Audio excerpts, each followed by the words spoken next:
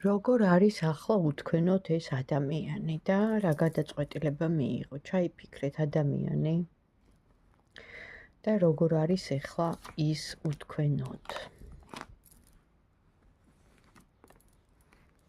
ნახეთ. ძალიან უჭირს ამ ადამიანს უთქვენოთ. ეს ადამიანი ხა არის სტაგნაციაში, გაჩერებული, გაყინული და უმოქმედოთ და ამას ყველაფერს გაიგებთ, ამბავი მოდის. და რა გადაწყვეტილება მიიღო მან თქვენთან მიმართებაში, რა თქმა უნდა, რა გადაწყვეტილება მიიღო.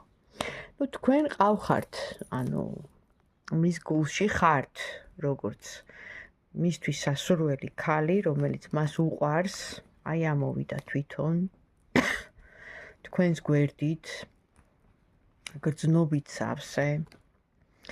მაგრამ წასულია ეს ადამიანი, ან წავა ურთიერთობიდან, ან გასულია, ან მიდის ზურგშექცევითა, მოკლედ და ეს ყველაფერი ციკლურად ხდება, რაღაც მომენტში ბრუნდება, რაღაც მომენტში მიდის.